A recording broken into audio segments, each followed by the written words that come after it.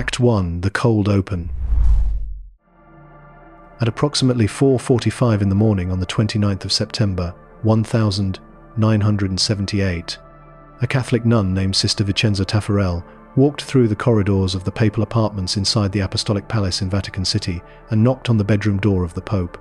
She had been bringing him his morning coffee at this hour for years, first in Venice, where he had been the Patriarch, and now here in Rome, where 33 days earlier he had become the leader of the Roman Catholic Church and the head of one of the oldest institutions in human history. He did not answer the knock. She knocked again. Still nothing. She opened the door. What Sister Vicenza found, and what she would describe to investigators, to journalists, and eventually to the Vatican's own canonization inquiry, was a man who had passed away for several hours. Sitting upright in his bed, some papers in his hands, the bedside light still on, the expression on his face described by those who saw it as peaceful. His name was Albino Luciani. He had been Pope for 33 days.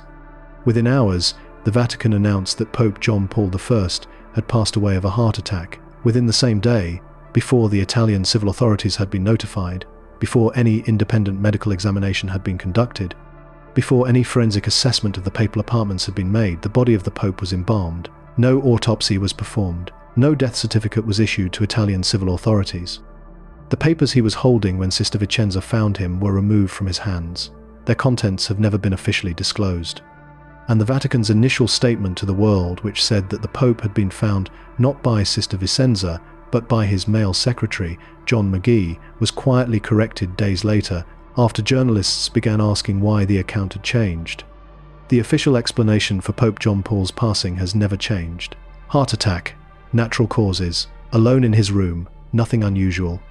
But the circumstances surrounding that explanation, the speed of the embalming, the absence of an autopsy, the contradictions in the initial official account, the papers removed from his hands, and the extraordinary context of what was happening inside the Vatican in September 1978 have been investigated by multiple journalists, forensic experts, and historians across 45 years and have never been resolved. Tonight, we examine all of it. Not the rumors, not the speculation, the documented record, and we let you decide what the documented record means. Act 2: The Man. To understand what happened on the night of the 28th of September 1978, you need to understand who Albino Luciani was. Not the Pope, the man. He was born on the 17th of October 1912 in a tiny mountain village called Forno di Canale, now known as Canale de Gordo, in the Belluno region of northeastern Italy, in the shadow of the Dolomites. His father, Giovanni Luciani, was a glassblower and seasonal labourer who migrated to find work each winter, leaving Albino and his siblings with their deeply religious mother, Bortola. The family was genuinely poor, not uncomfortably modest, as that phrase is sometimes deployed to describe the childhoods of famous people. Genuinely poor in a mountain community at the edge of subsistence, dependent on seasonal work, on the charity of neighbours, on faith. It was this background, the experience of actual poverty, the closeness of real hardship, that would define Luciani's character as a priest, as a bishop, and eventually as a pope. He never lost the quality that the people who knew him most consistently described: a complete absence of condescension, an inability to perform the hierarchy. He was simply present with whoever was in front of him, in a way that people who met him for a few minutes never forgot. He was ordained in 1935. He taught theology. He became Bishop of Vittorio Veneto in 1958 and Patriarch of Venice in 1969. Pope Paul VI made him a cardinal in 1973. In Venice, his reputation was built not on theological innovation but on personal directness. He sold the Patriarchate's gold cross, a historic piece of ecclesiastical jewelry, and donated the proceeds to a fund for disabled children. When the Italian government cut funding for facilities for the mentally disabled in Venice, he personally lobbied for the restoration of that funding in terms that embarrassed the politicians responsible. He wrote widely read columns in the diocesan newspaper, Vittorino de Feltre, in plain language that ordinary people found accessible and institutional Catholics found slightly alarming. He was, by every account, the opposite of ambitious. He had declined nomination to senior positions multiple times. He arrived at the 1978 conclave convened after the passing of Pope Paul VI on August 6, not as a frontrunner, but as a quiet figure from the north of Italy, whom the Roman Curia regarded as harmless. He was elected on the 26th of August, 1978, on the fourth ballot of the conclave.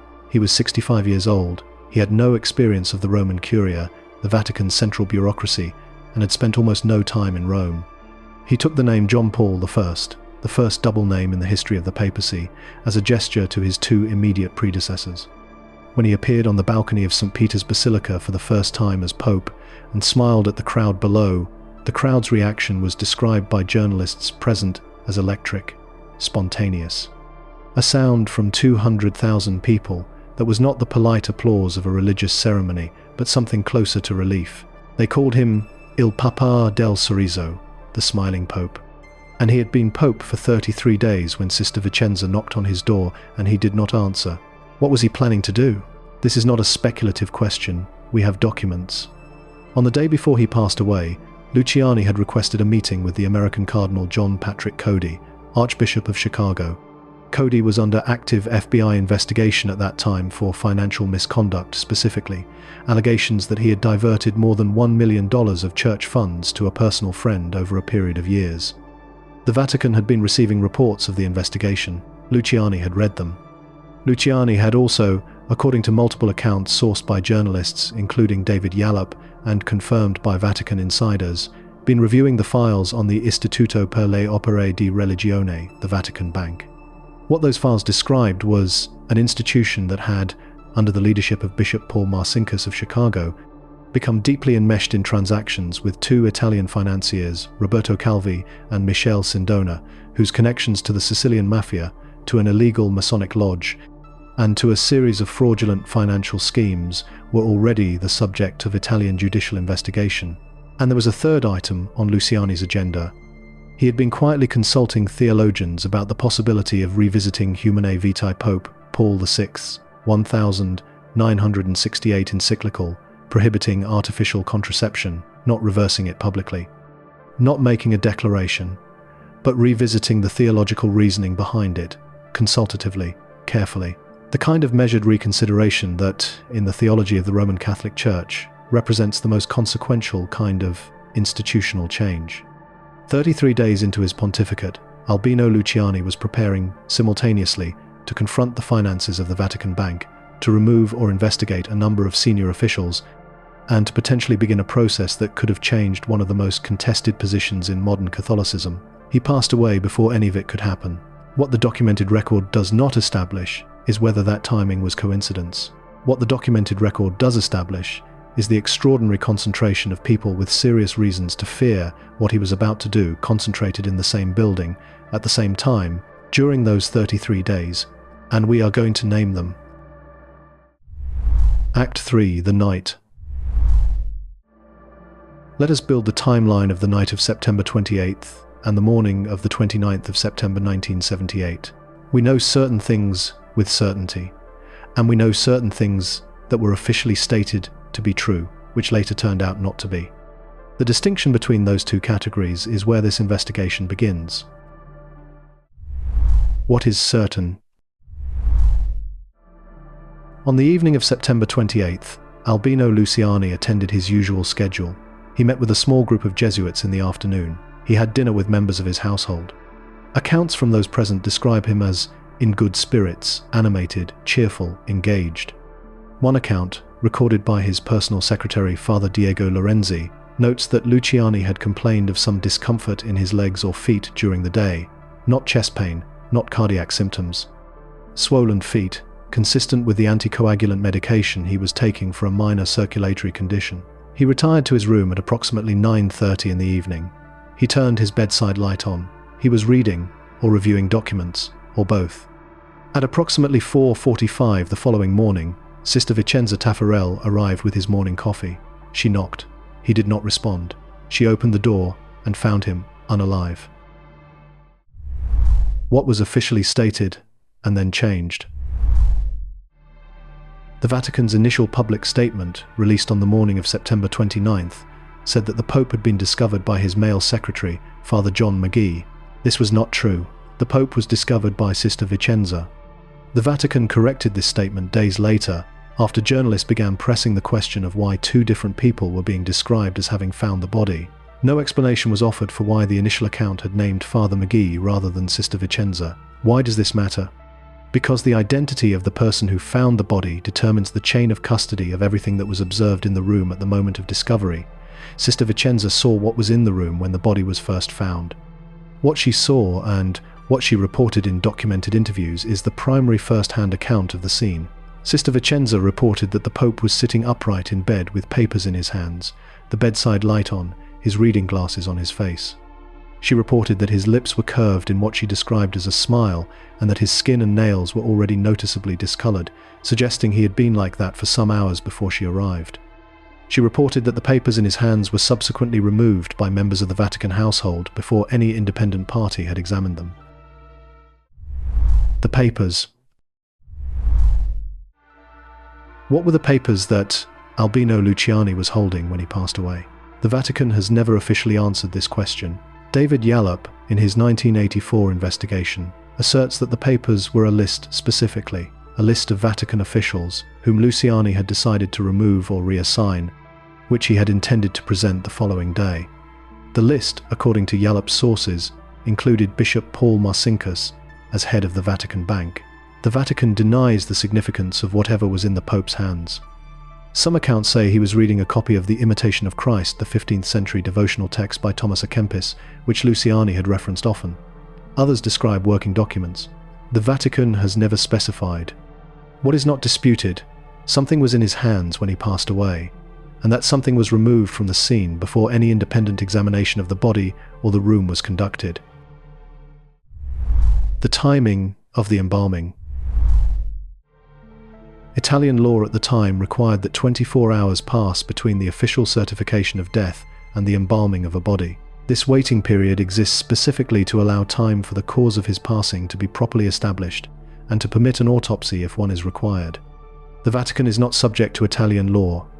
Under the terms of the 1929 Lateran Treaty between the Holy See and the Italian state, Vatican City has its own legal jurisdiction. Italian law on embalming procedures does not apply within its walls. This fact is not in dispute.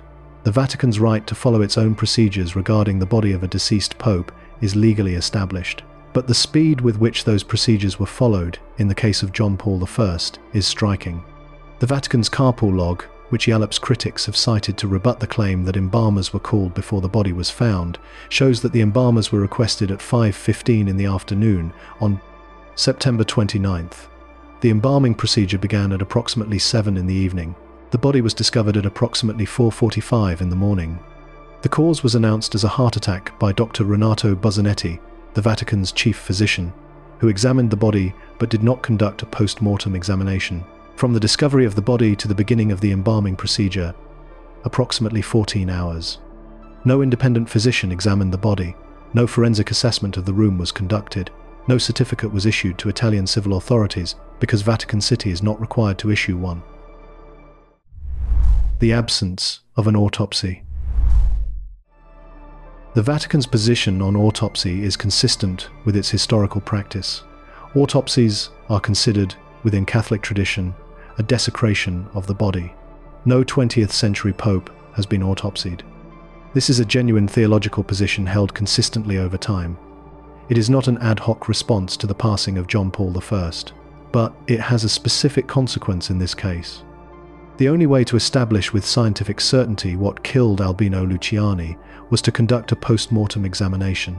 Without one, the cause is Dr. Buzzanetti's clinical assessment based on observation, not pathological analysis. Dr. Buzzanetti concluded heart attack. He did so without examining the body's internal organs, without toxicological screening, without the standard forensic procedures that would be applied to any sudden, unexpected passing of a 65-year-old man in any other jurisdiction. Luciani had no documented history of serious cardiac disease. He had a minor circulatory condition for which he was taking anticoagulants. He had passed a medical examination before the conclave in August. The nuns who had known him for years described him as vigorous. His personal physician in Venice had never identified heart disease as a concern.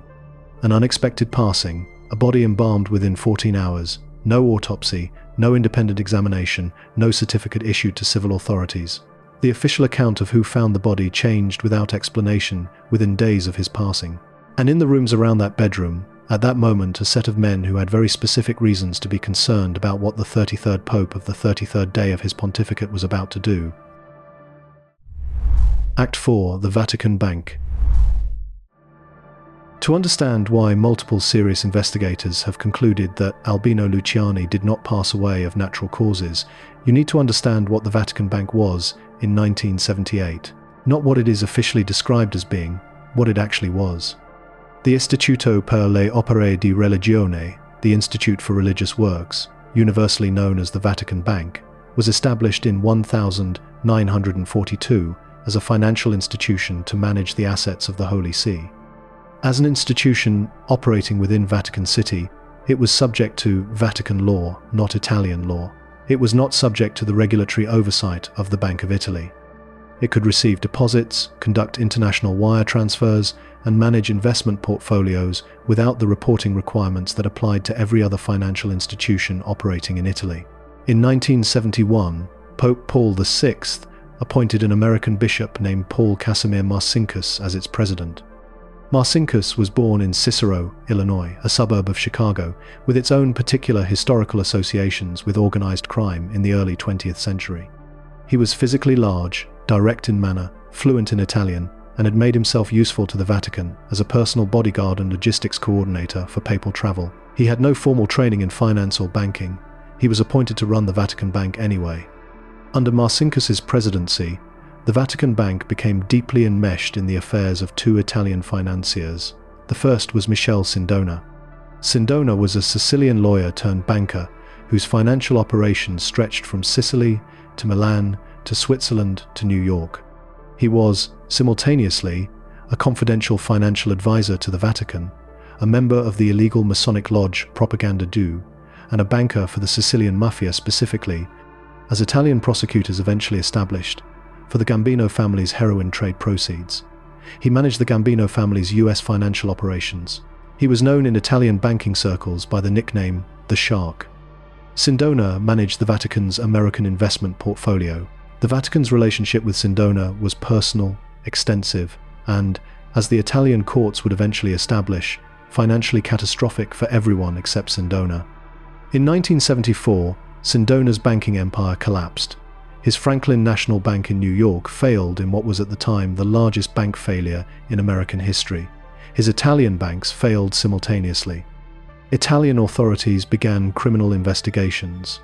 American authorities began criminal investigations. Sindona fled to the United States. The Vatican lost money. How much, and under what circumstances, the Vatican has never fully disclosed. The second financier was Roberto Calvi. Calvi was the chairman of Banco Ambrosiano, Italy's second largest private bank, founded by Catholic businessmen in the 19th century and deeply connected to the Vatican. He was also, like Sindona before him, a member of Propaganda Due.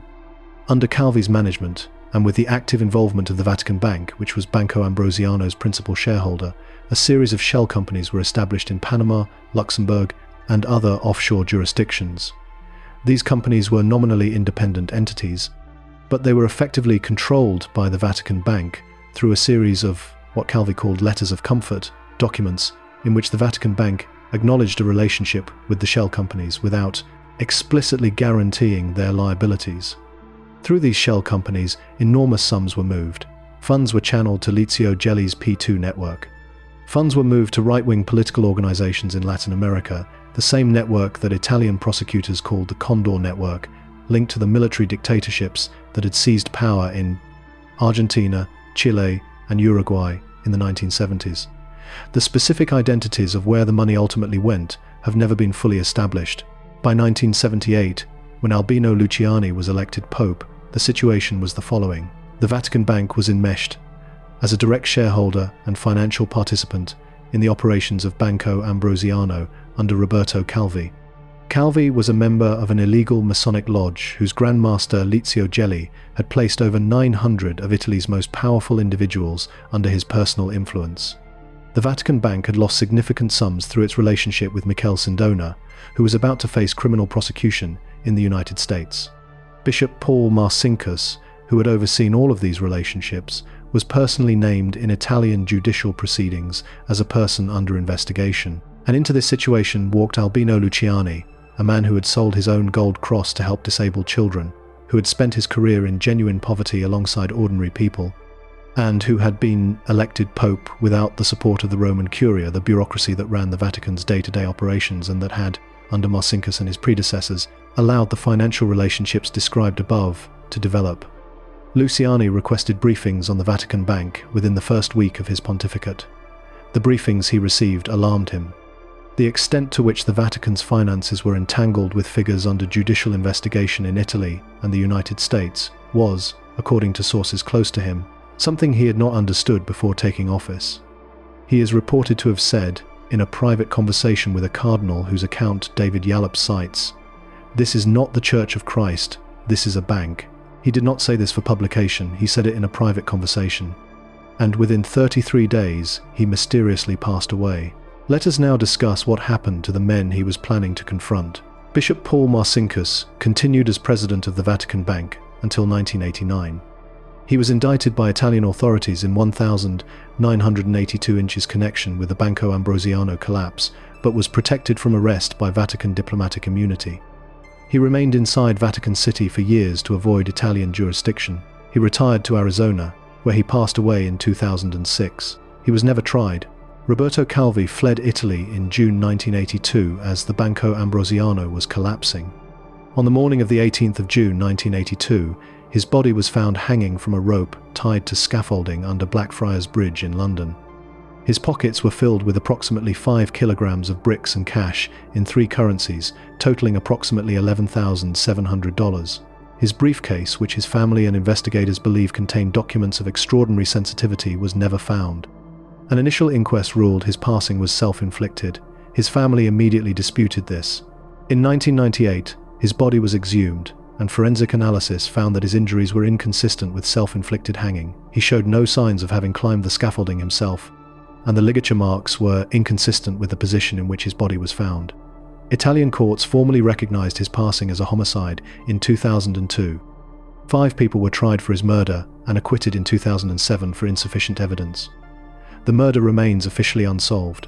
Michele Sindona was extradited to Italy in 1984 after serving a prison sentence in the United States for fraud.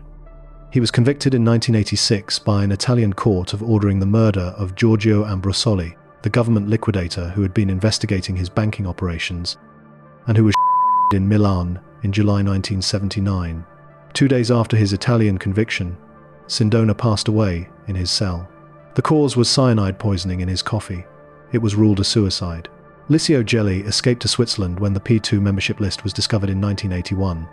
He was convicted multiple times in Italian courts over subsequent decades for his role in the Banco Ambrosiano collapse and other criminal matters. He passed away in 2015 at the age of 96 in his Tuscan villa. Cardinal Cody of Chicago, the man Luciani had summoned to a meeting on the last day he was alive, passed away in 1982 without ever facing formal canonical or criminal proceedings over the financial allegations against him. 6 men, all with serious documented reasons to fear the agenda of Albino Luciani, all of them either under investigation, facing prosecution, or deeply implicated in the financial structure that Luciani had decided to address. One of them, Calvi, subsequently found unalive in circumstances that Italian courts formally classified as murder. One of them, Sindona, passed away in prison under circumstances that were ruled suicide and widely doubted.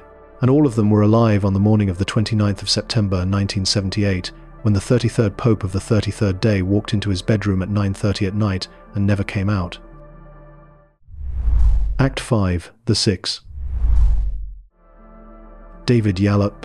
In his 1984 investigation, In God's Name, which spent 15 weeks on the Times of London bestseller list and won the Crime Writers Association's Gold Dagger Award for non-fiction, named 6 individuals whom he argued had the means, the motive, and the opportunity to cause the death of John Paul I. Let us examine each of them in turn. Not to convict them, the evidence for conviction does not exist, and Yallop himself did not claim it did. But to understand what the landscape of motive looked like inside Vatican City in September 1978, and why serious investigators have found it difficult to accept the official account at face value, Suspect 1. Cardinal Jean Villot. Villot was the Vatican's Secretary of State, effectively the Prime Minister of the Holy See, the most powerful administrative position in the Church below the Pope himself. He was a French cardinal of the Old Guard, a career curialist who had served under Pope Paul VI and who was deeply invested in the existing institutional arrangements of the Vatican. Luciani had made clear, through private communications that have been cited in multiple independent investigations, that he intended to replace Villot as Secretary of State. Villot was the first official to enter the papal bedroom after it was announced. He was present when the body was initially examined by Dr. Buzzanetti, and it was Villot who directed the removal of the Pope's personal effects from the room, including the papers from his hands, his reading glasses, his slippers, and the small bottle of medicine on his bedside table. The medicine was removed before any assessment of its contents was made. Yallop argues that its removal was significant. Critics argue it was standard practice in the management of a deceased pope's personal effects. What is not disputed, Villot directed the removal of items from the scene before any independent assessment was conducted. He was the first official on the scene, and he had a direct personal interest in the question of whether Luciani lived or passed away. Suspect 2. Bishop Paul Marcinkus. Marcinkus's position has already been described. He was the president of the Vatican Bank, the man most directly responsible for the financial relationships with Sindona and Calvi that Luciani had determined to investigate. He had been named in Italian judicial proceedings. He knew that Luciani had been reviewing the Vatican Bank files, and he knew, based on conversations reported by multiple Vatican sources, that his tenure as Vatican Bank president was in serious question. Marcinkus was physically present in Vatican City. He had access. He had a motive. He was never formally investigated in connection with the passing of John Paul I. Suspect 3. Roberto Calvi. Calvi's motive was existential. The Vatican Bank's entanglement with Banco Ambrosiano was the kind of relationship that, when examined by a pope determined to clean house, would have resulted in either Calvi's exposure or the Vatican's forced withdrawal from the relationship. Either outcome would have been catastrophic for Calvi's financial operations, which depended on the Vatican's continued involvement as a source of credibility and cover. Calvi had access to Marcinkus, he had access to Gelli, he had the financial resources to arrange almost anything. He was found under a London bridge 4 years later, in circumstances formerly classified as homicide. Suspect 4. Michele Sindona. Sindona's situation in 1978 was acute. He was facing criminal prosecution in the United States, and the Vatican's continued silence about the extent of their financial relationship with him was one of the few remaining protections he had. A pope who had made public the Vatican Bank's losses from the Sindona relationship, or who had forced Marcinkus to cooperate with the American investigation, would have devastated his position. Sindona had demonstrated, through the subsequent murder of Giorgio Ambrosoli, that he was capable of ordering the unaliving of someone whose investigation threatened him. He passed away of cyanide in his prison coffee in 1986. Suspect 5. Licio Gelli. Gelli was the Grand Master of Propaganda Due, the illegal Masonic lodge whose 1,981 membership list included Italy's most powerful people in government, intelligence, finance, and media. Gelli was not a Vatican insider, but his network included Vatican insiders. It included Calvi, it included Sindona, and the financial flows between P2 and the Vatican Bank were, according to Italian prosecutors, substantial and systematic. Gelli's interest in preventing a reforming pope from dismantling the Vatican Bank was not personal, it was structural. The Vatican Bank, as it existed under Marcinkus, was a node in a financial network that sustained P2's operations. Its disruption would have had consequences throughout the network. When Italian police raided Gelli's villa in March 1981, 2.5 years after the passing of John Paul I, they found 962 names on his membership list, including the heads of Italy's intelligence services, senior military officers, cabinet ministers, and a young media executive named Silvio Berlusconi, membership number 1816. Suspect 6. Cardinal John Patrick Cody. Cody was the Archbishop of Chicago and a cardinal of the Roman Catholic Church. He was also, as of 1978, under active investigation by the FBI and the subject of reporting by the Chicago Tribune, alleging that he had diverted approximately $1 million of church funds to a woman described as his personal friend over a period of years. The Vatican had been receiving reports of this investigation. Luciani had read them. He had scheduled a meeting with Cody for the day after he passed away. The content of the proposed meeting is not documented, but its scheduling by a pope who had already decided to confront the Vatican Bank and had already indicated his intention to make significant personnel changes is difficult to read as anything other than a confrontation. Cody passed away in 1982 without ever facing a canonical hearing on the financial allegations. 6 individuals, some with the motive of financial survival, some with the motive of institutional preservation, one Villo with the motive of personal survival within the power structure he had spent his career building, all of them inside or connected to the Vatican, all of them with access, through the networks of people who worked in the Apostolic Palace, to a 65-year-old man who went to bed at 9:30 in the evening and was found unalive 6 hours later. The evidence that any of them acted is circumstantial. The evidence of their motives is documented. And the evidence of the circumstances, the changed account of who found the body, the removed papers, the removed medicine, the embalming within 14 hours, the absence of any autopsy or forensic investigation creates what investigators and forensic experts across 4 decades have described as a scene that was managed rather than examined. A scene in which the question of cause was answered before it had been investigated. Act 6. Missing details. But there is something the official account has never explained. Not the motive, not the access, not the removed papers, or the changed account of who found the body. Something more fundamental, the medicine. On the night that he passed away, Albino Luciani had a small bottle of medication on his bedside table. The medication was Efortil, a preparation containing ethylphrine, used to treat hypotension, low blood pressure. It was prescribed for him for the circulatory condition that also caused the swelling in his feet. Cardinal Villo, when he directed the removal of the Pope's personal effects from the room on the morning of September 29th, removed this bottle. This is documented. It is not disputed by any party. The bottle has never been seen or accounted for since. Why does this matter? Because if someone had added a substance to that bottle, or to any other substance the Pope ingested in the hours before his passing, the removal of the bottle before any toxicological assessment eliminated the primary opportunity to test for that possibility. There was no secondary opportunity, there was no autopsy, there was no toxicological screening of the body. The embalming that followed would not necessarily have destroyed all traces of a poisoning. Some methods of poisoning leave traces that persist through embalming, but without anyone having tested for them, there is no way to know. The question of what killed Albino Luciani will never be answered with certainty. Not because the evidence points conclusively in one direction or the other, but because the evidence was managed in a way that made certainty impossible. Now, I want to present the other side of this argument, because intellectual honesty requires it. In 1987, a British journalist named John Cornwell came to the Vatican specifically to investigate the claims in Yallop's book. He had access to Vatican officials, to the medical records that had been made available during the canonization process, and to some of the witnesses that Yallop had interviewed. He published his findings in 1,989 inches, a book called A Thief in the Night.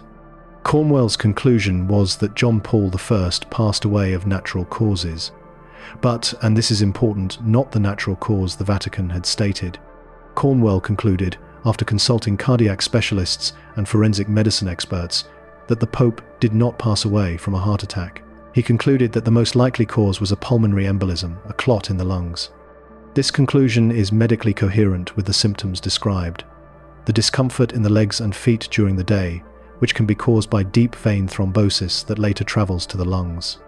The medication he was taking, which was relevant to his circulatory condition, and the position in which he was found, which is consistent with the sudden onset of a pulmonary event. Cornwell argues that the Vatican's confusion and inconsistency in the initial account, the changed story about who found the body, the removed items, the speed of the embalming were the result of institutional panic and incompetence rather than deliberate concealment. The Vatican, he argues, is not a modern government. It is an ancient institution run by elderly men with no experience of forensic deceased investigation, who in September 1978 found themselves with a deceased pope and made a series of poor procedural decisions driven by shock and by the institutional reflex to maintain control rather than submit to outside scrutiny. This is a credible argument. It accounts for many of the anomalies in the record, but it does not account for everything. It does not account for the removal of the papers from the Pope's hands, documents whose contents have never been disclosed. It does not account for the removal of the medicine bottle and its subsequent disappearance. It does not account for why the initial official statement named the wrong person as having found the body and offered no explanation when that account was corrected. And it does not account for the extraordinary convergence of people with serious documented reasons to fear Luciani's agenda in the building in which he passed away, at the moment he passed away. The question is not whether the Vatican had a right to manage its own institutional affairs in the way it chose in September 1978. Under the Lateran Treaty, it did. The question is whether the management of those affairs, the removed papers, the removed medicine, the embalming, the absence of autopsy represents an institution protecting a deceased pope's dignity and maintaining its constitutional autonomy, or whether it represents an institution protecting something else entirely. Act 7. The Aftermath. The passing of Albino Luciani was followed by a conclave. The conclave that followed moved with unusual speed. Within 2 weeks of the passing of John Paul I, the College of Cardinals had elected Karol Wojtyla of Poland, the first non-Italian pope in 455 years. He took the name John Paul II. John Paul II's papacy lasted 26 years.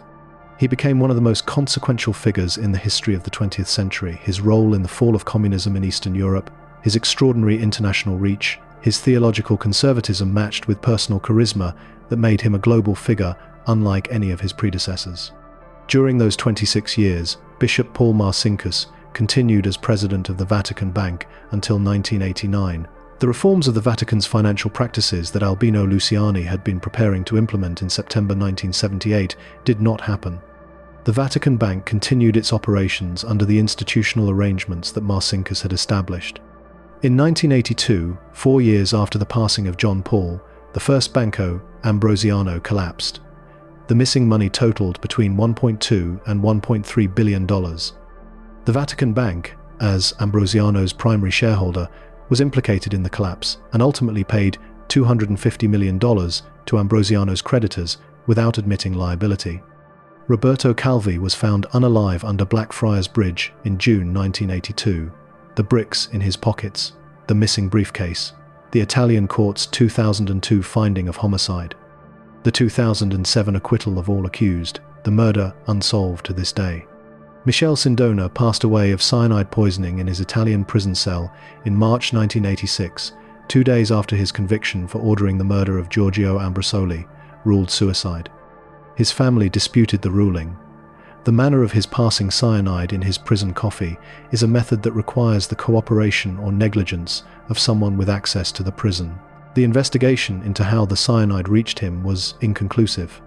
In March 1981, Italian police raided the villa of Licio Gelli at Arezzo and found the membership list of Propaganda Due, 962 names.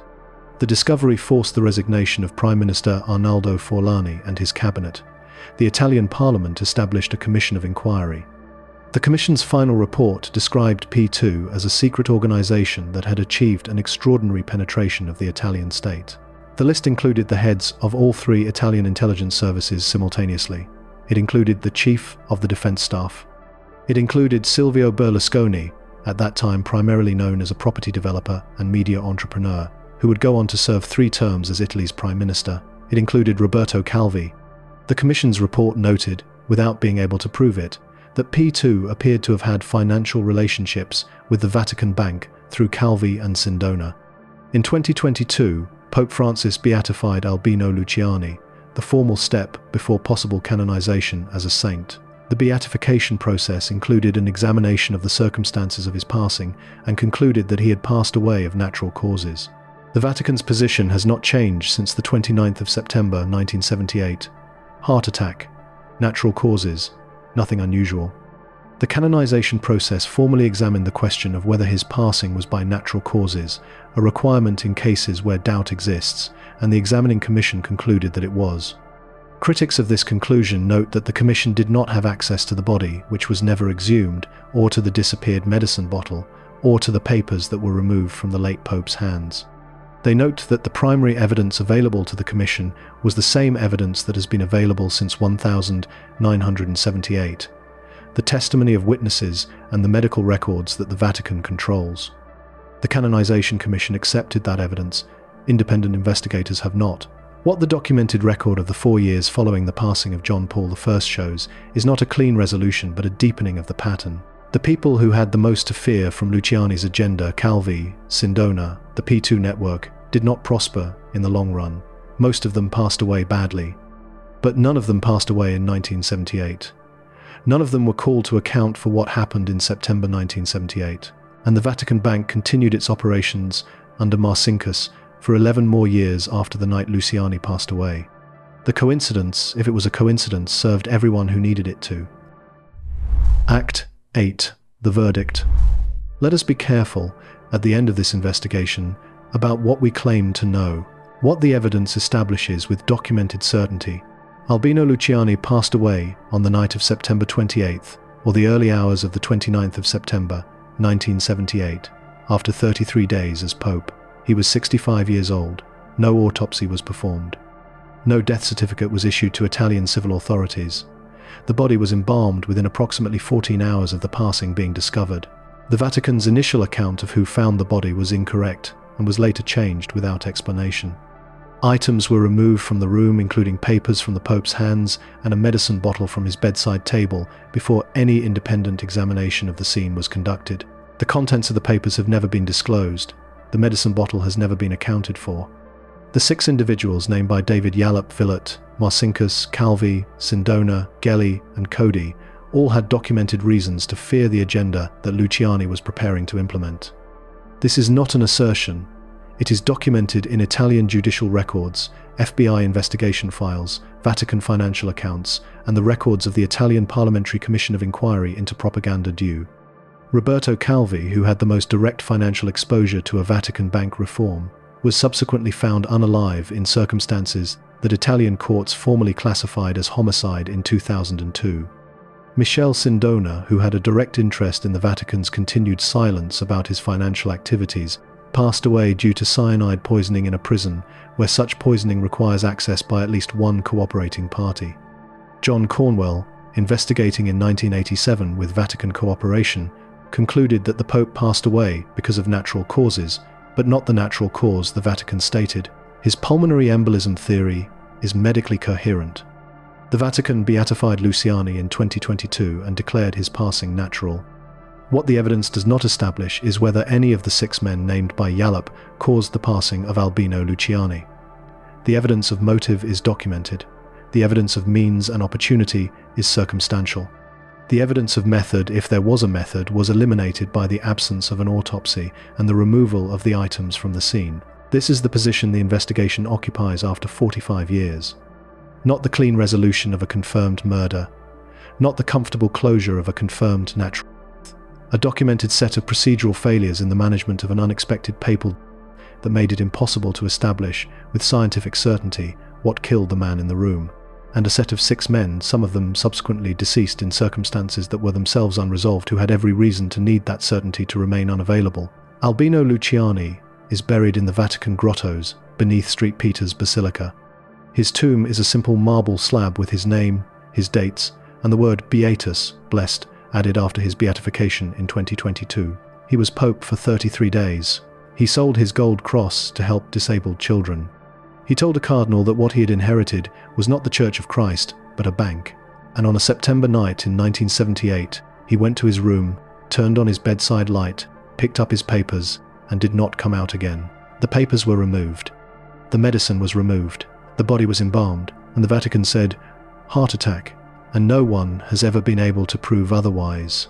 The window in the papal apartments, the one that was lit when Sister Vicenza walked down the corridor at 4:45 in the morning, that window is dark now. It has been dark for 45 years. The apartments have been used by his successors.